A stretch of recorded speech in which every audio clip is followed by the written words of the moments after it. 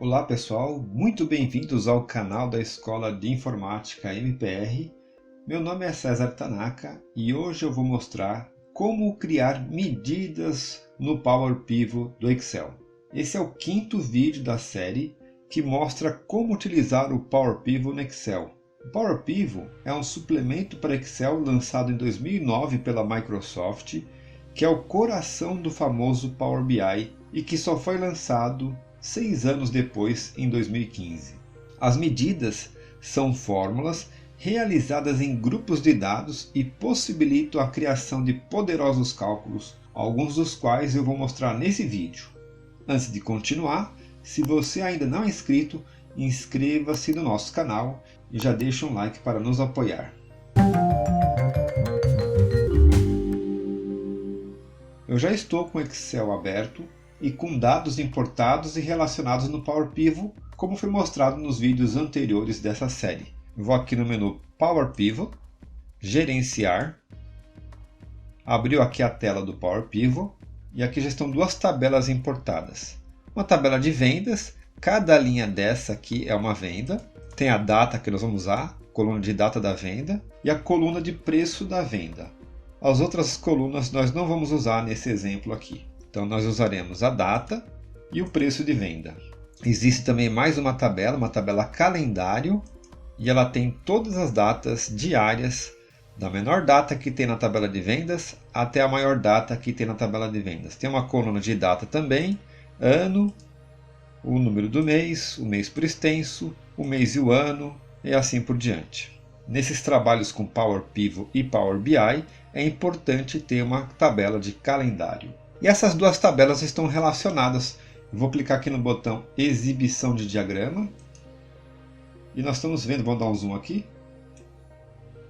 Nós podemos ver que essas duas tabelas, a calendário, calendar, e tabela de vendas, estão relacionadas pelo campo de data. Campo de date aqui, né? Data que está como date, está em inglês. E data que está em português na tabela de vendas. Então essa linha é o relacionamento. Vamos criar as medidas. Eu vou fechar aqui a janela do Power Pivot. Aqui no menu Power Pivot tem o botão Medidas. Vou dar um zoom aqui para ver melhor. Aqui em cima o botão Medidas. Vou clicar nessa parte de baixo e tem duas opções, Nova Medida e Gerenciar Medidas. Eu vou clicar em Nova Medida. Será aberta essa janela central, janela de medida. Vou dar um zoom novamente aqui. E aqui nessa janela central, nós vamos colocar a medida na tabela de vendas. Nesse primeiro campo, nós vamos indicar onde vai ficar a nossa medida, onde ela vai ficar armazenada. Faz sentido armazená-la na tabela de onde ela puxa os campos. No caso, vai ser a tabela de vendas, a principal. Aqui embaixo o nome da medida e a primeira medida vai ser a soma das vendas. E aqui nesse quadro maior eu vou digitar a fórmula. As fórmulas no Power Pivot são sempre em inglês, faz diferença letra maiúscula de letra minúscula. Então vou fazer a soma, a sum, abre parênteses, e o campo do preço de venda. Então vou começar a digitar aqui preço de venda. Preço, aqui já aparece. Preço de venda. Vou com a setinha aqui embaixo, apertar Tab e fecha parênteses. É interessante você usar o recurso de autocompletar para evitar problemas com maiúscula, minúscula, algum caractere diferente. E agora eu vou formatar esse valor como número, com milhar e 2 casas decimais. Vou dar um OK, tirar o zoom, e ele não aparece aqui e também não aparece lá no modelo de dados. Vou clicar aqui em Gerenciar, vai abrir o Power Pivot, ele não aparece na tabela de calendário e nem na tabela de vendas. Nenhuma dessas colunas. A medida é calculada em cima de um grupo de registros, então ela não aparece linha por linha. Linha por linha é do vídeo anterior, a coluna calculada. Para a gente poder ver o resultado da medida, a gente vai criar uma tabela dinâmica. Então aqui em cima, aqui no meio, tem um botão para criar uma tabela dinâmica. Vou clicar nesse botão, tabela dinâmica. Ele volta no Excel e vamos criar uma tabela dinâmica aqui nessa planilha existente. Vou clicar aqui na célula A5. OK. OK de novo. e a tabela dinâmica é gerada. Aqui estão os campos das duas tabelas, calendário e a tabela de vendas. Vamos jogar na área de linhas o campo mês e ano da tabela calendário. Então, mais campos, mês e ano está aqui. Então, aqui são os valores dos meses e dos anos aqui. De janeiro de 2006 até dezembro de 2007. São 2 anos de informações. E da tabela de vendas, vou diminuir aqui a tabela calendário. Da tabela de vendas, vamos arrastar a medida. A medida aparece com esse ícone de f de x do lado esquerdo aqui da coluna. Eu vou arrastar esse campo para a área de valores. Então aqui foi feita a soma mês a mês. Até aqui nenhuma grande novidade, porque se você pegar o preço de venda e arrastar, também vai dar a mesma coisa. Então nós vamos criar uma segunda medida, que vai ser a famosa Year to Date, a soma dos valores acumulados até o mês atual. Então, por exemplo, se nós estamos no mês de março, é a soma dos meses de janeiro, fevereiro e março. Se nós estamos no mês de setembro, é a soma dos meses de janeiro até setembro. Year to Date. Vou clicar novamente em medidas, nova medida, vou dar um zoom aqui, vai ficar na tabela de vendas também, e vamos colocar soma, vendas, year to date, YTD. Aqui embaixo nós vamos colocar a fórmula, né, igual, e vamos chamar aqui uma função chamada total year to date. Já existe uma função que faz esse tipo de cálculo. E nós vamos colocar o que aqui? A medida que nós fizemos anteriormente. Então, vai ser a soma das vendas. Já está aqui, vou apertar Tab. Ponto e vírgula. E o segundo parâmetro é a tabela calendário. Precisa ser a tabela calendário. Não pode ser o campo de data da própria tabela de vendas, porque essa função Total Year to Date ela exige que a gente use uma tabela que tenha todas as datas do ano, mesmo que não tenha ocorrido venda nessa data. Então eu vou colocar o campo de data da tabela calendário. Então aqui embaixo, Calendar Date. Fecha parênteses, formatar como número, usando milhar, ok. Vou tirar o zoom. E ele já jogou aqui a soma acumulada mês a mês. Então, por exemplo, para janeiro, o valor da soma é o mesmo. Para fevereiro, aqui já é diferente, está dando 40 mil, que é a soma desses dois valores. Aqui embaixo a gente pode conferir, ó. Vamos dar um zoom. 40.623. 40.623. Para o terceiro, ele está somando acumulado esses 3 meses. 63.477. Se eu pegar mais meses, por exemplo, até aqui embaixo, aqui no zoom, está dando 181.124. É o que está dando aqui na direita. Então esse é o famoso Year to Date. É a soma dos valores acumulados até um certo mês do ano. Isso aqui, a tabela dinâmica também faz. Você pode clicar aqui com o botão direito, mostrar valores como, e colocar aqui, por exemplo, soma acumulada em, nesse campo que está aqui, é o campo que está na linha, só dá OK. Ele faz a mesma coisa. Até agora, nenhuma grande vantagem de usar medidas em relação ao que tem na tabela dinâmica. Já a próxima medida, já não vai ser mais possível fazer na tabela dinâmica. Nós queremos fazer a soma dos 12 últimos meses de vendas. Então, se nós estivermos, por exemplo, aqui nesse mês, quero pegar os 12 últimos meses das vendas, mesmo que isso aconteça no ano anterior.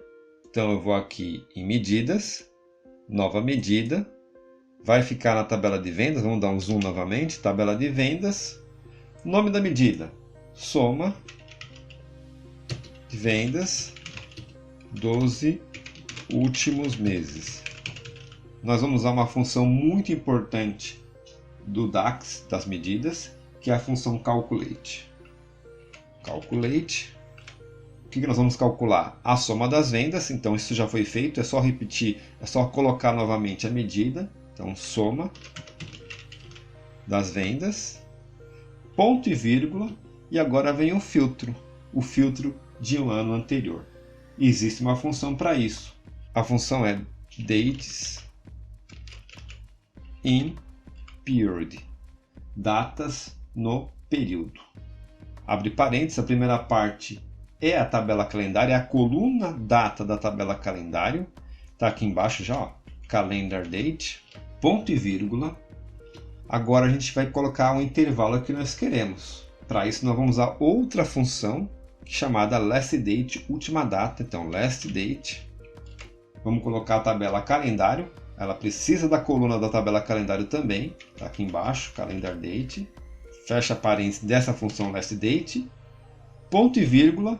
E agora a gente vai colocar que nós queremos 12 meses anteriores, menos 12, ponto e vírgula, e em qual período? Aqui embaixo tem dia, mês e trimestre. Vamos colocar month, mês. Fecha parênteses da função calculate. Vamos formatar com o número, usando milhar, ok. Aqui aconteceu um erro na fórmula, vamos verificar qual é esse erro. Ah, faltou fechar parênteses aqui, mais uma vez. Então, ok agora. Tirar o zoom. Então, aqui nós temos a soma dos 12 últimos meses. Então, para essa primeira linha só tem um mês, não tem informação anterior. Até aqui é igual ao year to date. Até dezembro é igual ao year to date. Já quando vira o ano, aqui recomeça a contagem na soma year to date. E nesses 12 meses acumulados, a soma é desses últimos valores aqui, ó, 12 últimos valores. Então esses 12 últimos valores, esses 313 mil, estão aqui. Esse de baixo aqui também é a soma desses 12 últimos valores. Isso aqui, na tabela dinâmica, já não é possível fazer de maneira tão simples. Outra medida interessante que é possível de fazer no Power Pivot: soma dos valores do ano anterior. Isso é importante, por exemplo, para a gente poder comparar ano atual com o ano anterior. Vou clicar aqui em medida, nova medida, vamos dar um zoom e nomear aqui a nossa medida. Então vai ser soma ano anterior, por exemplo. Soma ano anterior. A fórmula vai ser a seguinte: calculate novamente. Vamos colocar aqui aquilo que a gente quer somar, a soma das vendas. Já é uma medida pronta, ponto e vírgula. E agora nós vamos colocar uma função que dá o mesmo período, só que do ano anterior. Isso está em inglês, same period last year, o mesmo período do ano anterior. E ela exige a coluna de data da tabela calendário. Então está aqui embaixo, calendar date, fecha parênteses dessa função same period e também do calculate, ok. Tirar o zoom. Está aqui a soma do ano anterior. Olha que interessante. Por que está vazio aqui? Porque para o primeiro ano de 2006, essas linhas aqui, não tem informação de 2005. Então não tem soma do ano anterior. E esse valor é o mesmo que a soma de janeiro de 2006. Está aqui, ó. 19 mil, 19 mil. Esse segundo é o segundo aqui também. O terceiro aqui também. Com esse tipo de fórmula, a gente consegue fazer esses cálculos bastante poderosos e bastante usuais no dia a dia de uma empresa. Vamos fazer algo parecido, só que vai ser a soma do mês anterior, a soma das vendas do mês anterior. Então vou clicar aqui em nova medida, vamos dar um zoom. O nome da medida vai ser soma de vendas do mês anterior.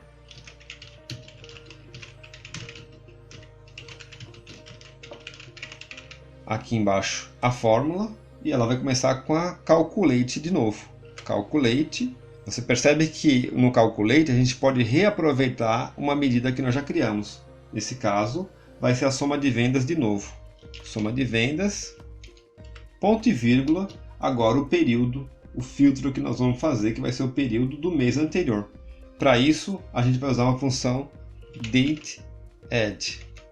Adiciona a data, a gente vai criar uma data baseada no calendário que nós elaboramos previamente, ponto e vírgula, número de intervalos, -1, eu quero o período anterior, mas que tipo de período? Ponto e vírgula, mensal, então month, aqui está mês em inglês, fecha parênteses da função dateAdd, fecha parênteses da função calculate, ok. Vamos formatar antes, né? Número, usar separador de milhar, ok. A soma do mês anterior. Perceba que está deslocado dessa primeira coluna aqui, 19.000, 21.000, uma linha para baixo, 19, 21. Eu vou tirar aqui essa coluna tradicional aqui da tabela dinâmica, vou deixar só as medidas, para sobrar um espacinho para mais uma medida aqui na direita.